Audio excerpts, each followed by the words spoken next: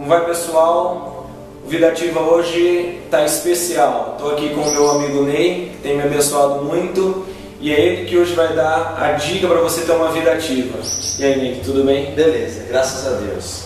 É isso aí, pessoal. Nós temos vivido dias onde a promiscuidade, onde a prostituição tem tomado conta no nosso dia a dia, nas ruas, nos lugares públicos, cada vez mais a prostituição presente, cada vez mais os padrões do mundo entrando nas famílias, entrando nas igrejas, entrando nas nossas vidas.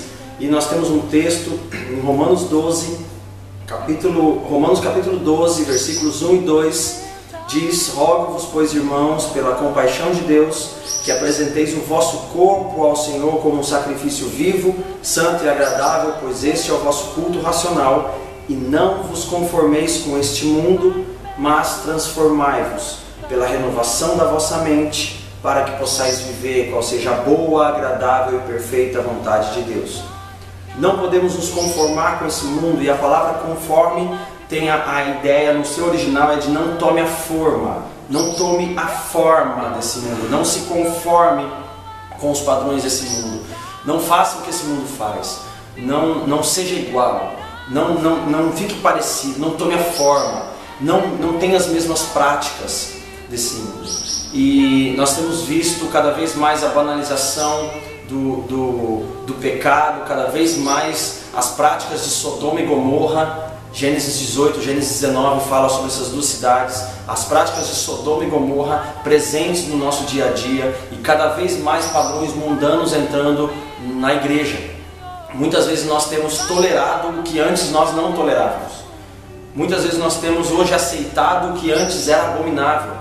E se nós viermos aqui avaliar as décadas que nós temos vivido, década de 60 existia uma pureza na nação brasileira. Década de 60 existia um padrão independente de religião, onde as moças se guardavam, onde casavam virgens, onde os jovens se guardavam, onde não existia divórcio, onde não existia namoro dentro da igreja. Era um momento onde os dois se conheciam a família um do outro, havia respeito, havia honra, havia temor, e esses dois tinham certeza do que eles queriam, então chegavam até o casamento, e lá no casamento eles iam ter o seu primeiro contato, a relação sexual, e lá eles iam se conhecer. Mas ao longo das décadas isso vem mudando. Na década de 70 vem a influência dos hippies sobre a nação brasileira. Eles trazem a ideologia de drogas, sexo e rock and roll. Não precisa se guardar, não, vocês podem ter relação um com o outro. Então a nação começa a mudar, então os homens começam a ficar com várias mulheres, então as mulheres começam a se dar para vários homens, e todo tipo de perversidade sexual começa a tomar conta do Brasil, de uma geração que prega liberdade, paz e amor. E na década de 60 iniciou uma conversa sobre legalização de drogas, que não é o assunto do momento ainda, mas já é o próximo assunto em pauta.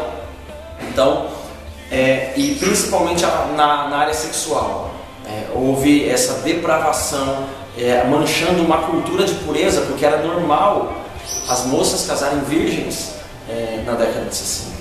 Então na década de 70 vem essa influência, e coincidentemente, que não é coincidência, década de 80 o Brasil é assolado por uma enfermidade, AIDS, que o principal meio de contaminação é a relação sexual, e isso está totalmente vinculado à década passada, porque o povo contaminou a terra com seus atos. É o que a Bíblia diz em Levítico 26, é o que a palavra afirma também em Ezequiel 36, que o povo contamina a terra com seus atos, e Deus ele envia o castigo.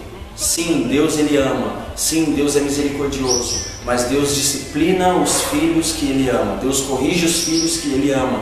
E em Levítico 26 você pode ver lá como Deus ele age mediante ao povo que obedece às suas leis, e ele obedece o seu mandamento, e como que Deus age ao povo que não obedece às suas leis, e ele castiga 7 vezes mais por causa dos vossos pecados. Vem uma enfermidade sobre o Brasil, que justamente a maneira de contaminação principal é a relação sexual. Década de 80 essa enfermidade ela chega, e também muitos outros movimentos formando uma geração, né?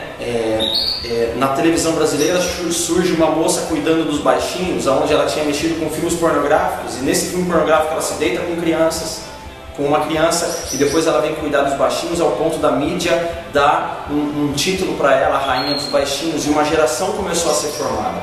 Não tenho nada contra a moça, eu estou visando uma geração que está sendo formada ali com padrões, e as crianças sendo totalmente influenciadas com roupas curtas, com sensualidade.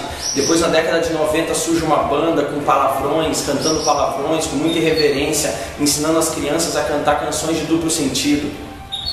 Década de 90, a mesma geração dos baixinhos em 80, são os adolescentes de 90 que foram atingidos por essa banda, e que é a geração que hoje está saindo para as ruas levantando uma bandeira do arco-íris. Quando a gente vê o símbolo do arco-íris nas ruas hoje, logo a gente pensa no grupo dos homossexuais. Só que o símbolo e sinal do arco-íris é Deus fazendo aliança com o homem. Então o arco-íris significa a aliança de Deus com o homem e não o símbolo dos homossexuais. Então é uma geração que vem sendo formada nos nossos dias, porque cada vez mais a estratégia do inimigo é trazer à tona tudo isso: pecado, prostituição, promiscuidade. E nós, como cristãos, precisamos nos posicionar. Mas tem algo, porque nós olhamos lá para fora e muitas vezes julgamos os homossexuais dizendo: olha, eles não vão herdar o reino dos céus, os homossexuais não herdarão o reino dos céus, porque em 1 Coríntios 6,10 está escrito que os efeminados não herdarão o reino dos céus. E nós cristãos estamos certos: os efeminados não herdarão o reino dos céus. É o que a palavra diz em 1 Coríntios 6,10. O grande problema é que o mesmo texto também diz que os maledicentes não herdarão o reino dos céus. Então, enquanto nós continuarmos a criticar o nosso irmão, enquanto a gente continuar falando mal do nosso pastor, ou então enquanto a gente criticar as outras igrejas, nós vamos estar dentro do grupo dos maledicentes, e assim como os homossexuais também não vamos herdar o reino. Então é um grande problema. A gente olha lá para fora e quer mudar lá fora, mas não queremos mudar aqui dentro. A gente quer tirar a corrupção de Brasília com esses movimentos, com essas manifestações, tira a corrupção de Brasília. O problema é que os mesmos que estão pedindo a corrupção de Brasília, para tirar a corrupção de Brasília, são os mesmos corruptos.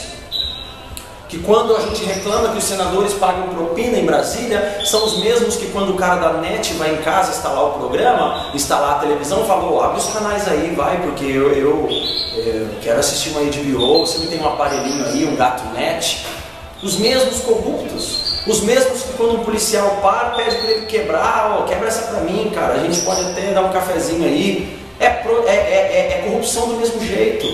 A quantidade de zeros não faz diferença para Deus. O problema da corrupção é aqui. Então, Senhor, eu quero que a corrupção saia de Brasília, mas primeiro tira a corrupção de mim. Eu quero que a prostituição saia das ruas, que diminua o número de prostitutas nas ruas, mas não adianta, porque os mesmos que oram contra a prostituição são os mesmos que acessam vídeos na internet, vendo pornografia, e diante de Deus a prostituição é a mesma. Você está pecando contra o seu corpo, contra o templo do Espírito Santo. Então, Senhor, tira a prostituição lá das ruas, mas primeiro tira a prostituição de dentro de mim.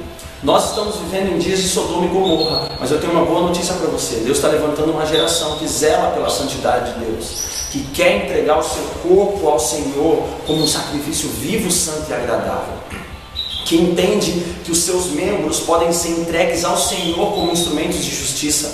Romanos 6, do versículo 11 ao 14 diz: assim também vós considerai-vos como mortos para o pecado, mas vivos para Deus em Cristo Jesus, o nosso Senhor. Não reine, portanto, o pecado em vosso corpo mortal, para lhe obedecerdes em suas paixões, nem tampouco apresenteis os vossos membros ao pecado por instrumentos de iniquidade, mas apresentai-vos a Deus como vivo dentre os mortos, e os vossos membros ao Senhor como instrumentos de justiça, porque assim o pecado não terá domínio sobre vós, porque não estáis debaixo da lei, mas debaixo da graça.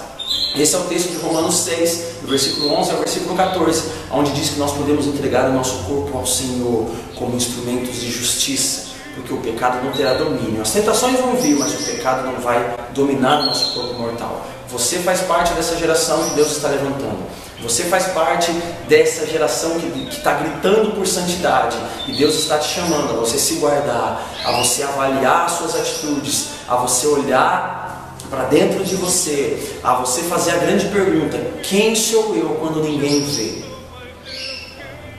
Deus está te chamando a você se posicionar em santidade, e você pode tomar essa decisão agora mesmo, se guardar nos nossos dias e entrar para essa geração que diz não ao pecado e que zela pela santidade de Deus em dias de Sodoma e Gomorra. Se você quiser saber mais informações, se você quiser ter mais acesso a essa mensagem, você pode nos procurar na internet, tá? Só você digitar no Google Ney e Júlia, Ney com Y, Ney e Júlia, você vai encontrar tudo nosso: Facebook, Twitter, YouTube, nosso canal do YouTube com vários vídeos. Eu quero te convidar a assistir o vídeo Mensagem para essa Geração no nosso canal do YouTube. Entra no nosso site www.neyjulia.com para você saber mais dessa mensagem e para você se inteirar de tudo que Deus está fazendo no Brasil e fora do Brasil, porque Deus tem uma mensagem para a nossa geração e Deus está levantando essa geração que prepara o caminho de Jesus para a segunda vinda, a geração de João Batista, que vai preparar o caminho, vai preparar a noiva para o encontro com o noivo. Amém? Deus te abençoe.